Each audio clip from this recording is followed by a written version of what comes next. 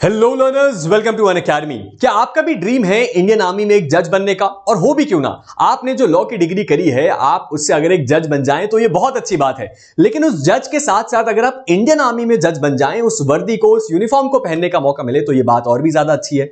अब अगर आपको ना पता हो तो इंडियन आर्मी में होती है एक जैग एंट्री, जिसको हम कहते हैं जज एडवोकेट जनरल, जिसको इंडिया में हर एक एलएलबी ग्रेजुएट अप्लाई कर सकता है। अब अगर आपको यह भी ना पता हो तो मैं बता दूं कि इस वक्त जो करंट जैग का पोजीशन है, उसकी वैकेंसी आ चुकी है, उसके फॉर्म्स ओपन है। आप चाहे तो उस फॉर्म को अप्लाई कर सकते हैं। अब सबसे इंपॉर्टेंट बात यह है कि इस जैग एंट्री में जाने के लिए, यानी कि इंडियन आर्मी में एक जज बनने के लिए, सबसे मुश्किल चीज है उसका एसएसबी। यहां कोई रिटन एग्जाम नहीं होता, सीधे 5 दिन का एक इंटरव्यू होता है, जिसको हम एसएसबी इंटरव्यू के नाम से जानते हैं। और अगर आपने इसको क्रैक किया तो आपका मेडिकल एग्जामिनेशन होगा, और उसके बाद केवल कुछ महीनों की ट्रेनिंग के बाद आपको सीधे इंडियन आर्मी में कमीशन कर दिया जाएगा। यानी कि बाकी ट्रेनिंग जहां 2 या 3 साल की होती है, यहां पे ट्रेनिंग केवल कुछ महीने की है, यानी कि 1 साल से भी कम की है। लेकिन हमारे लिए सबसे बड़ा सवाल यह है कि इस एसएसबी इंटरव्यू को क्रैक कैसे करें, और मोस्ट इंपॉर्टेंटली फर्स्ट अटेम्प्ट में क्रैक कैसे करें। तो आपके लिए यह वीडियो बहुत ज्यादा इंपॉर्टेंट है, क्योंकि आज मैं इस वीडियो में इसी बात का जवाब देने वाला हूं। साथ ही साथ मैं आपको यह भी बताऊंगा कि सुबह जब आप एसएसबी सेंटर पहुंचेंगे तो वहां पे क्या होगा, और उसके साथ ही साथ उस शाम तक आपके साथ क्या क्या होगा, और कौन कौन से टेस्ट आपको देने हैं,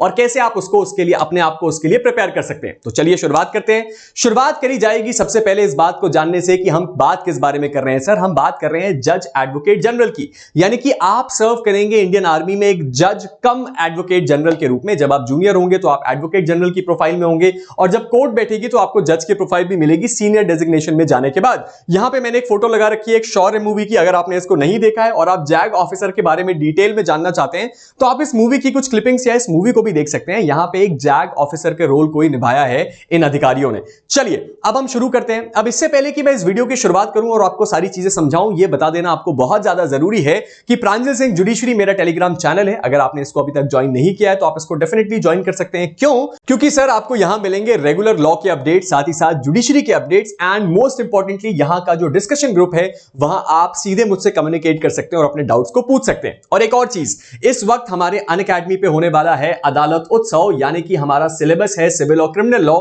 हम आपसे पूछेंगे 100 सवाल, जिसका जवाब आपको देना होगा 1 घंटे में, और अगर आपने उसका जवाब अच्छे से दिया और अच्छा स्कोर किया तो आपको मिलेगी अनअकैडमी जुडिशरी की 100% तक की स्कॉलरशिप और 10,000 रुपए तक का कैश वाउचर भी। याद रखिएगा, यह एग्जाम होने वाला है नवंबर 24 को। चलिए अब शुरू करते हैं। जल्दी से मैं आपको पहले एक बार क्विक रिकैप में बता देता हूं कि इस एग्जाम की एलिजिबिलिटी क्या है, ताकि आपका टाइम वेस्ट ना हो। सर, यहां पे आपकी एलिजिबिलिटी सबसे पहले एक इंडियन है, उसके साथ ही साथ आपका अनमैरिड होना जरूरी है। एज लिमिट भी दी हुई है सर 21 से 27 साल। अगर आप 21 से 27 साल के बीच हैं तो आप यहां पे अप्लाई कर सकते हैं। और साथ ही साथ यहां पे कुछ एजुकेशनल क्वालिफिकेशंस को भी मांगा गया है। मिनिमम आपके 55% मार्क्स होने चाहिए आपकी एलएलबी डिग्री में, यह बहुत ज्यादा इंपॉर्टेंट है। उसके साथ ही साथ बीते कुछ समय से क्लैट पीजी के स्कोर को भी मैंडेटरी कर दिया गया है, यानी कि जो लास्ट क्लैट का एग्जाम होगा उसमें आपका स्कोर कितना है, यानी कि अपकमिंग जो क्लैट का एग्जाम है, जब आप उसको देंगे तो आप इस जो अपकमिंग एसएसबी है 2025 की, आप उसको दे पाएंगे। चलिए, उसके स्कोर के बेस पे आपको कॉल लेटर आता है।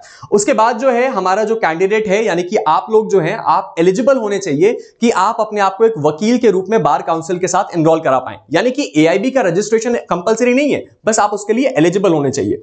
और उसके साथ ही साथ आपकी जो लॉ की डिग्री है वो इतनी रिकॉग्नाइज्ड होनी चाहिए कि बार काउंसिल उसको रिकॉग्नाइज करे। यानी कि बहुत ही बेसिक चीजें मांगी गई हैं, बस एक क्लैट पीजी का स्कोर आपके लिए इंपॉर्टेंट है। आगे बढ़ने के बाद एक बार यह भी बता देता हूं कि जब आप जैग ऑफिसर बनते हैं तो आपको पद कैसे मिलते हैं। सबसे पहले आप जाते हैं एक लेफ्टिनेंट के पद पे, जो कि आपको कमीशन के बाद मिलता है। 2 साल के बाद आप कैप्टन बनते हैं, 6 साल के बाद मेजर बनते हैं, 13 साल की सर्विस हो जाने के बाद लेफ्टिनेंट कर्नल, 26 साल के बाद कर्नल, उसके बाद आप बनते हैं फुल कर्नल, फिर ब्रिगेडियर और फिर मेजर जनरल। मेजर जनरल यहां पे फाइनल पद है, और इस पद पे पहुंचने के बाद आपको और किसी चीज की चिंता करने की जरूरत नहीं है, आप 2 स्टार जनरल होंगे। चलिए अब हम शुरू करते हैं इस बात को समझने से कि सर ये एक्चुअल में एसएसबी इंटरव्यू होता कैसे है। सबसे बड़ा सवाल तो यही है। देखिए, जब आप अपना एप्लीकेशन फॉर्म भर देंगे तो आपको पहुंचना होगा एसएसबी सेंटर में, जहां लिया जाएगा आपसे एसएसबी इंटरव्यू। ये होता है 5 दिन का। अगर आपने इसकी आखिरी कॉन्फ्रेंस को क्रैक कर लिया और आप यहां पे सेलेक्ट हो गए, तब आपका किया जाएगा मेडिकल एग्जामिनेशन। मेडिकल एग्जामिनेशन में भी बहुत सारी चीजें चेक करी जाती है, वो भी आपको बताएंगे। और उसके बाद बनती है आपकी मेरिट लिस्ट, जहां यह बात तय करी जाती है कि ऑल ओवर इंडिया में जितने भी एसएसबी के 5 दिन के इंटरव्यूज हुए हैं, उसमें कौन आता है टॉप 5, टॉप 7, टॉप 10 में, और उसके बेस पे होता है आपका सिलेक्शन।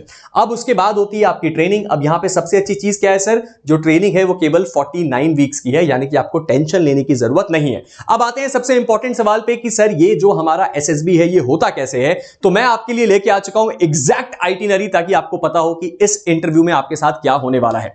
पहले दिन जब आप जाएंगे तो लगभग सुबह के 6 बजे 6:30 बजे की रिपोर्टिंग होगी आपकी। इलाहाबाद एसएसबी है या कोई और सेंटर है, ये बात वहां अलग अलग जगहों पे डिपेंड करती है। सुबह 6 बजे की आपकी रिपोर्टिंग है, आप वहां जाएंगे, फिर यहां पे लोग आते रहते हैं, गेट्स क्लोज हो जाते हैं। उसके बाद अगर कुछ डॉक्यूमेंट वेरिफिकेशन है, जैसे कि जब मैं गया था तब वहां पे कोविड की रिपोर्ट्स चेक करी जा रही थी, तो इस बारे में भी हो सकता है आपकी कुछ रिपोर्ट्स हो या कुछ ऐसे डॉक्यूमेंट जो एंट्री के समय मांगे जाते हैं। और कई एसएसबी सेंटर्स में पहले घुसते ही सबसे पहले डॉक्यूमेंट वेरीफाई कर लिए जाते हैं और आपके एप्लीकेशन फॉर्म की कॉपी ले ली जाती है। इस पूरे के पूरे प्रोसेस को कंप्लीट हो जाने के बाद आपको भेजा जाता है ब्रेकफास्ट के लिए। जी हां, वहां आपका नाश्ता भी करवाया जाता है, इसलिए आपको चिंता करने की कोई जरूरत नहीं है।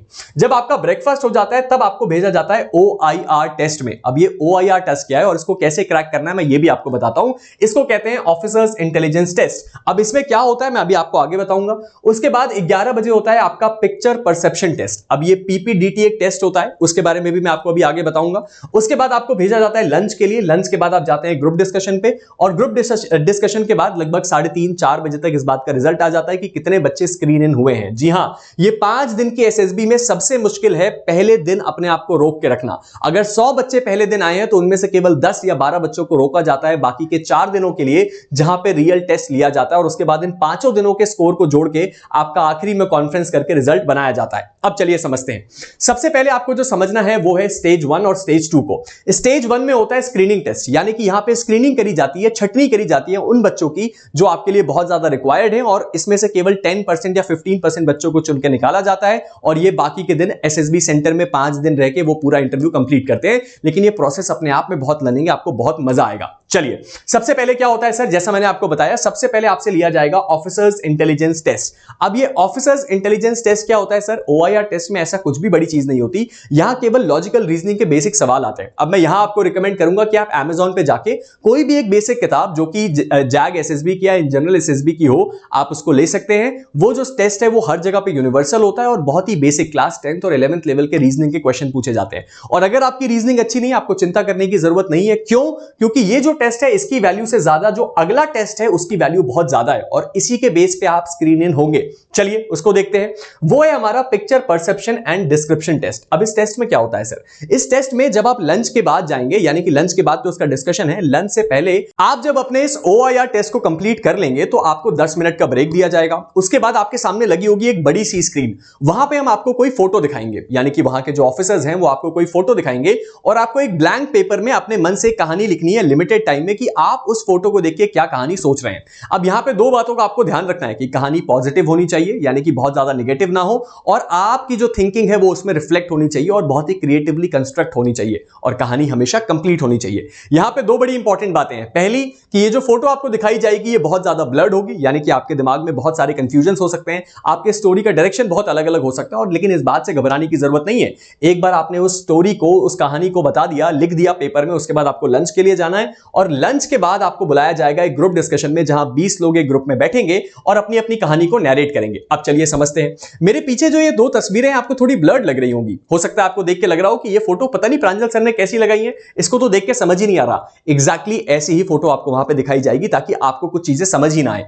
अब इस परिस्थिति में देखिए, यहां पे आप कुछ देख पा रहे हैं, यहां पे आपको दिख रहा है कि कोई एक लड़का खड़ा हुआ है, यहां कुछ दूसरा फिगर दिख रहा है, कोई कहेगा कि सर ये कब्रिस्तान है, कोई कहेगा नहीं ये कोई और जगह है, कोई कहेगा ये हॉस्पिटल का सीन है। तो इस सारी की सारी परिस्थितियों में आपको अपने दिमाग से लगा के एक स्टोरी क्रिएट करनी है, और आप इस चीज की प्रैक्टिस अभी से शुरू कर दीजिए। अगर आपके पास कोई बुक नहीं है तो आप गूगल पे जाइए और टाइप करिए OIR टेस्ट, PPDT टेस्ट, वहां पे आपको ऐसी बहुत सारी फोटोज मिलेंगी जिसको लेके आप स्टोरी अपनी प्रैक्टिस कर सकते हैं। उसके बाद यहां पे देखिए, यहां भी आपको दिख रहा है, यहां 2 लोग खड़े हुए हैं, ये फोटो कितनी ब्लर्ड है। इसी तरह की तस्वीर दिखा के आपसे पूछा जाता है कि आप अपनी स्टोरी को लिखिए। जब आपने लिमिटेड टाइम में अपनी स्टोरी लिख ली, उसके बाद अगला जो प्रोसेस है वो है लंच का। अब आप पेट भरिए और अपना लंच करिए।